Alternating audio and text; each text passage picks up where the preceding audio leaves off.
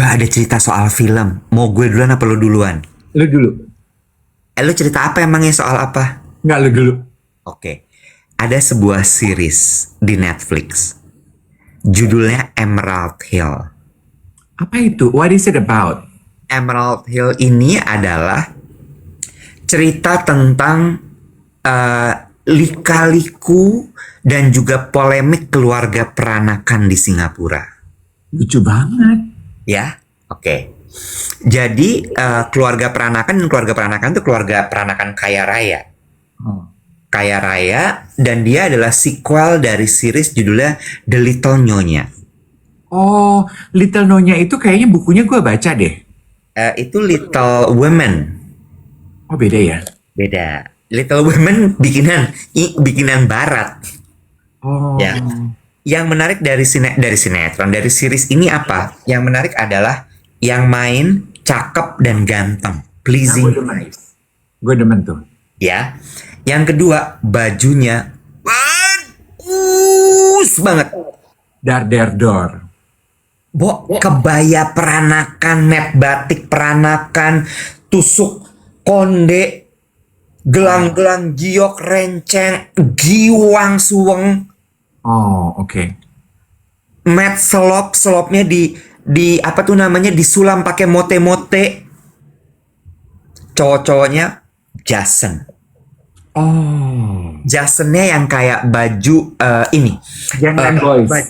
Baju lamarannya Brandon Salim yang dipakai sama papanya waktu lamar mamanya, Tante Mary. Oh ya, a boxy. Boxy, double breast, baggy celananya. Cakep. Just. Rumahnya bagus, bedindanya banyak. Oh iya. Tiap nyonya punya satu bedinda. Iya. Bedindanya semua pakai seragam hitam putih. Mat sepatu Mary Jane hitam putih. Iya. Oh berarti settingnya tuh 60-50 ya? Tahun 50 sampai 70-an. Iya, soalnya jazz seperti itu memang influence London tahun segitu. Iya, kok bagus banget. Dia pirit-pirit tayangnya seminggu 3 episode.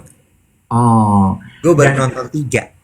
dan kala itu memang tingkat kekayaan orang itu diukur dari penampilan. Jadi semakin intricate dandanan lo semakin kaya. Dalam arti berarti lo punya waktu banyak untuk berdandan, dan lu untuk bisa to put all the look together, ada banyak orang yang bantu lo. Betul. Yesi Wijaya bilang, saya sudah nonton sampai tamat, Kak Iwet. Lah, baru sampai episode 3. Berarti dia paranormal. Iya. Tamat di minggu itu kali yang. Belum. Sampai akhir April jadwalnya. Oh ya, biasa aja muka lo. Iya benar. Mungkin yang lo tonton Little Nyonya, yang ini Emerald Hill. Oh. Oke. Judulnya Emerald Hill. Yang. Enggak, takutnya orang masih salah. Iya betul. Jadi sekali lagi Emerald Hill yang adalah sequelnya Little Nyonya. Iya betul sekali. Ih, bagus banget. Ceritanya polemik keluarga peranakan. Oh oke. Ya. Jangan tanya kayak pelajaran apa yang bisa didapatkan. Enggak, ini emang cuman buat dinikmati aja. Iya. Kayaknya sih feeling gue, kan ini produksi Singapura ya. Feeling gue tuh kayaknya mereka mau mencoba mengikuti kesuksesan dari Gadis Kretek. Oh, mereka mau menaikkan image pariwisata Singapura. Iya, kan Gadis Kretek kemarin sukses sekali globally kan. Terus kayaknya mereka juga mau bikin sesuatu yang base-nya tuh budaya. Gitu. Oh. Tapi it's very good loh. Oke. Emerald Hill. Nanti aku akan tonton. Nyambung dengan tontonan Emerald Hill itu ya, bahwa di tahun 50-60 kita tuh menilai orang kaya dari cara dia berdandan. Karena semakin intricate dandanan lo, berarti lo punya waktu banyak untuk berdandan, dan lo punya helper banyak untuk membantu lo berdandan. Kalau di zaman sekarang, lu tuh melihat orang kaya dari mana sih? Kita tanya sama yang nonton, 2,6. Coba. Gue nggak boleh jawab. Nah, tuh yang ini interaksi dong. Miring nih kamera gue. Oke deh, silahkan. Banyak aset, manner, bersih, rekening, sendal jepit, wibawa, jam tangan yang digenggam, saldo tabungan, gaya hidup, nggak ada utang, rancu behavior, ada waktu buat keluarga, wangi, manner, tas Birkin Kroko, sekolah anaknya, manner, attitude, pakaian, minimalism, lifestyle, jabatan, perhiasan yang dipakai. Orang kaya tuh kalem, humble, clean, dan high attitude, sering traveling, get that. Tutur kata glowing, contentment, penampilan, aura santuy, tinggal di mana, gigi yang rapih, lelo dan humble, soft spoken, kaos oblong, pembawaan, manner, attitude, hidupnya banyak manfaat apa enggak, cara ngomong, penampilan, bau parfum, financial freedom, oke, tidak berlebihan. Bertanya, orang kayanya nih OKB atau OKL? Tadi dia nanya. Dan menurut gue setuju sama pertanyaan dia. Oke.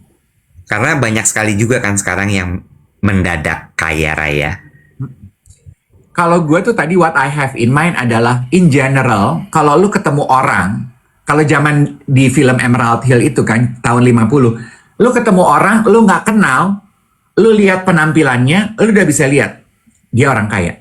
Nah, situasi tersebut kita bawa ke zaman sekarang. Lu nggak kenal orang ini, lu baru ketemu, lu baru lihat dia, lu baru kenal dia, lu bisa memutuskan dia orang kaya atau tidak dari apanya?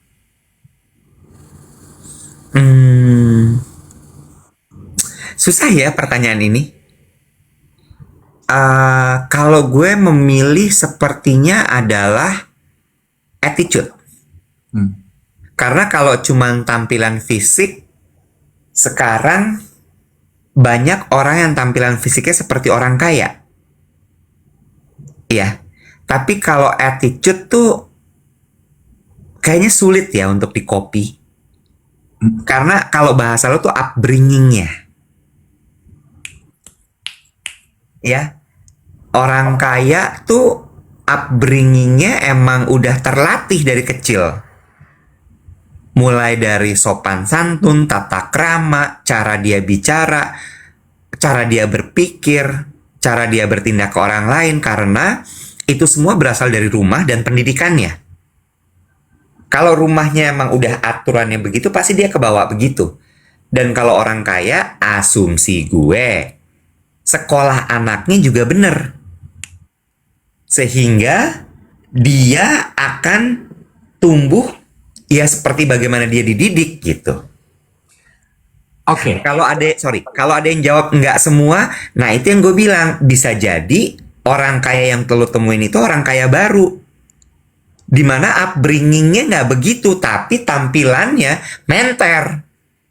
Jadi kalau misalnya melihat orang kaya dari tampilannya, gue nggak setuju. Kalau istilahnya mungkin gue menganggap itu sebagai the tip of the iceberg. Yang pertama kali kelihatan kan biasanya puncaknya ya. Puncaknya begitu kita lihat cover booknya gitu. Gue menilai, gue baru pertama ketemu, gini deh. Secepat interaksi gue ketika gue berhadapan dengan orang yang gak gue kenal di lift. Gue udah langsung bisa memutuskan tuh, oh ini orang kelasnya di mana. Dari mana? Ini pengalaman pribadi ya, dan ini diskusi. You are allowed to have a different opinion. Everyone here. Gue adalah etika. Etika? Yes, etika itu kan sebetulnya attitude ya. Cara dia bersikap, cara dia berinteraksi. Gue udah bisa langsung tahu tuh.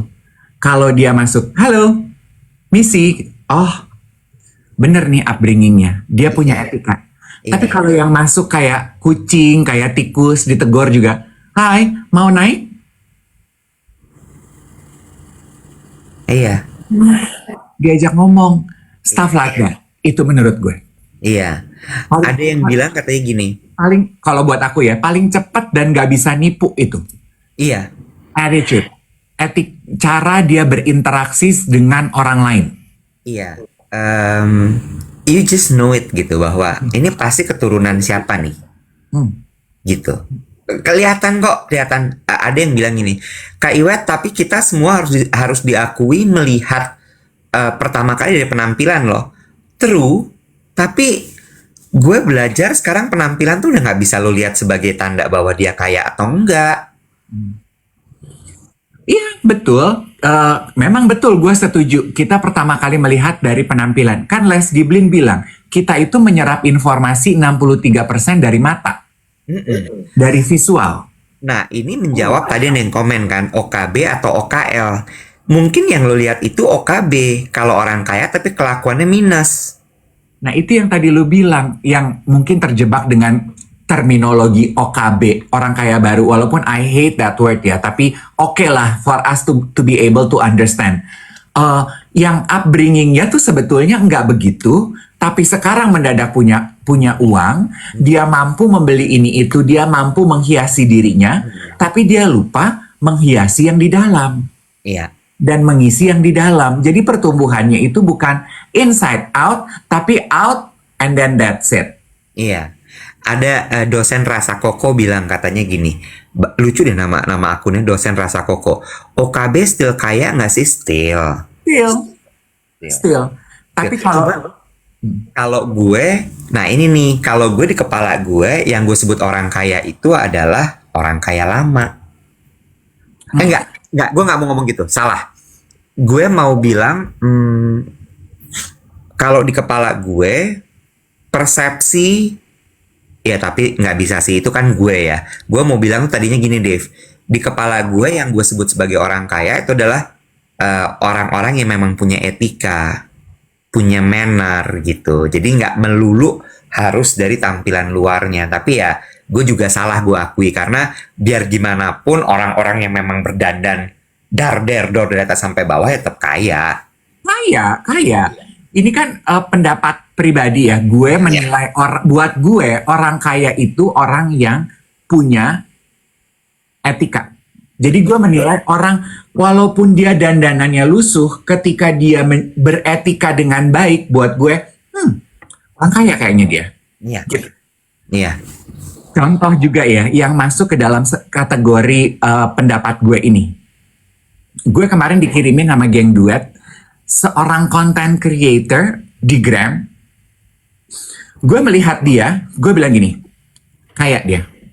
Dia dididik dengan benar, walaupun tampilannya jauh dari penampilan orang kaya. Nggak ada tuh baju monogram, nggak ada tuh rencengan emas, street style, rapper, yo wadap WhatsApp, tolong dibahas, tolong dibalas, nggak ada tuh. Dia pakai celana basket gombrong, kadang talinya udah kegedean. Lu tau gak sih koko-koko yang kadang celana dalam sama celana basketnya tuh udah balapan gitu. Lu tau gak, Wet? Iya. Rambut juga kadang dia bando begitu aja, tapi kulitnya bersih, tangannya bersih gitu. Dan the way he interact with people, dia kalau ngomong sama orang matanya lihat dalam. He listen to people. Dan kalau dibilang ini, soft spoken dia jago public speaking. Public speakingnya juga dia ada aksen, Wet. Ada dialek. Some of my Chinese friend itu malu kalau ngomong. Karena mereka takut kedengeran. Aduh, gue kalau ngomong soalnya apa ya istilahnya itu ada dialek pela gitu. Kedengeran bahasa Indonesia gue nggak bagus. Nah, dia tuh juga nggak sesmooth kayak Rebecca Tumewu atau Raymond Chin gitu. Enggak. Tapi isi dari yang dia omongin. Lo mau tahu konten creator namanya siapa nggak? Namanya siapa? Harvey 16. Hah? Herbie kali? Nah, kok Harvey ya? Tulisannya HARBIE 16.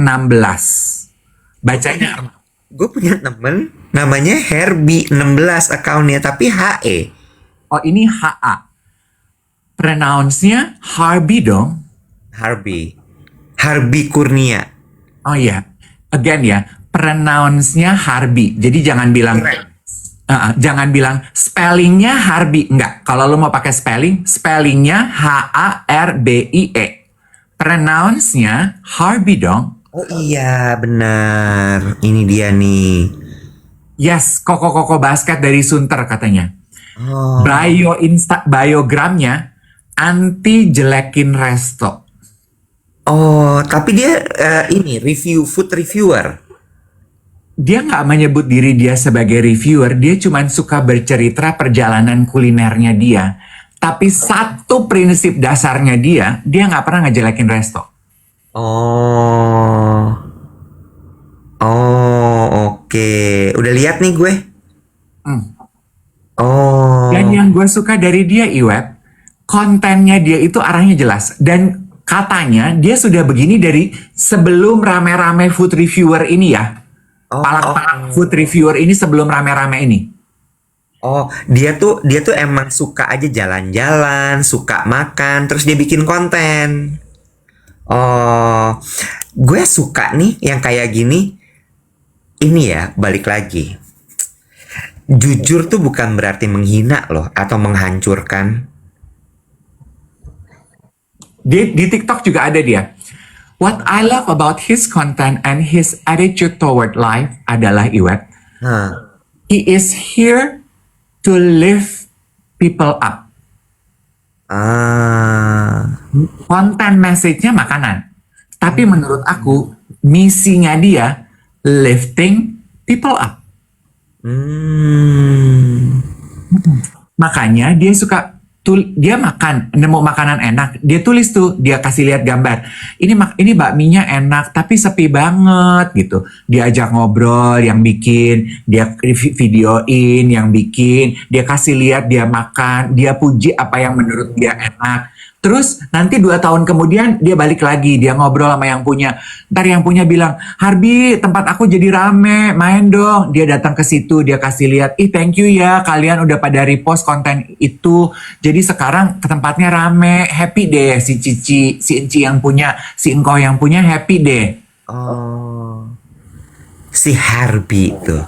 Terus ada satu konten dia bilang gini, oh now I get it. Dia bilang gini, gue tuh kangen dengan sosial media yang waktu dulu dia tertarik dengan sosial media. Sosial media itu tempat orang berbagi happiness, tempat kita mencari inspirasi. Sorry bentar alat 2 hari kak, bukan 2 tahun. 2 tahun mah lama banget. Oh ya, 2 tahun. 2 hari. 2 hari, dalam 2 hari. Lu kebayang, dalam 2 hari itu restorannya rame. Ini nyambung sama bahasan kita kemarin. Naon? Berarti dia tuh adalah orang yang vibrasinya positif. Kan salah satu tanda orang dengan vibrasi positif adalah ketika dia datang ke tempat sepi, tempatnya jadi rame.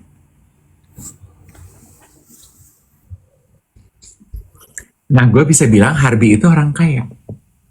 Iya. Walaupun tampilannya jauh dari standar penampilan orang kaya yang kita lihat. Betul, tadi ada yang komentar gini, tidak bisa digeneralisasikan. Betul, prinsip itu berlaku dalam semua hal dalam hidup.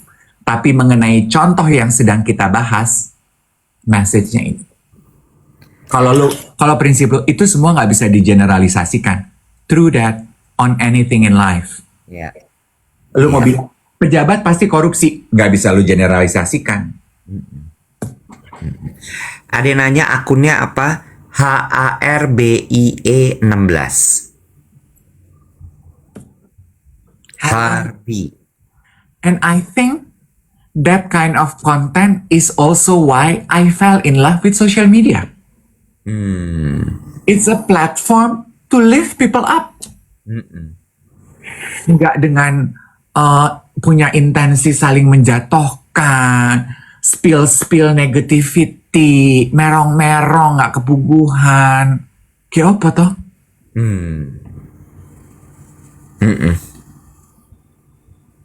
Ya. So please follow him. Harbi 16. Ya. Kenapa lo mengarahkan cerita soal Harbi ke ciri-ciri orang kaya? Karena itu yang gue kan introvert ya, Iwet. Gue kan introvert. Gue tuh I like to people watching, people observing gitu. Gue banyak melihat sebetulnya kalau gue pergi ke mall, gue pergi ke gym, gue berinteraksi dengan orang, gue masuk lobby hotel gitu. Minim banget, Bo. Saat kita berinteraksi orang tuh sekarang udah nggak ada yang people rarely take the time to have an honest engagement with one another. They are more engaged to their cell phone. Dengan manusia satu sama lain itu udah nggak ada. Cuman ditanya, masuk lift, cuman gue tanya, mau naik juga? Diem, ketakutan. Nggak ngomong, kayak mau gue rampok.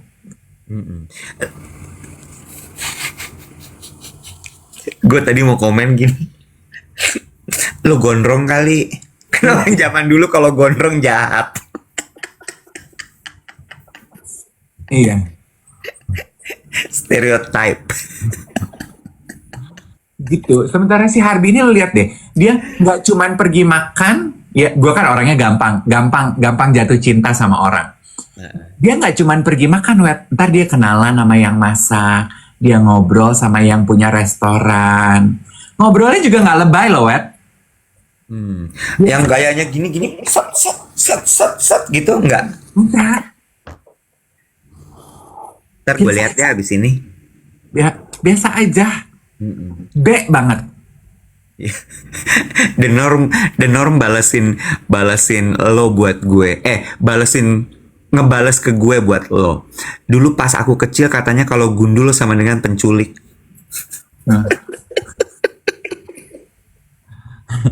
And ternyata dia foundernya Baller Bro. Baller Bro tuh apa sih? Kayaknya pas kaki ponakan gue Baller Bro deh tulisannya. And of course, gue nggak akan munafik. It also help that he is handsome. Iya, kan kita pernah bahas soal itu. Appearance yang pleasing itu biasanya punya privilege lebih. Iya. Baller bro itu ada sepatu, kaos kaki dan lain-lain, toko sepatu. Oh, sih bener. Gue lihat tulisan Baller Bro itu di kaos kaki. Oh, toko basket di Sunter.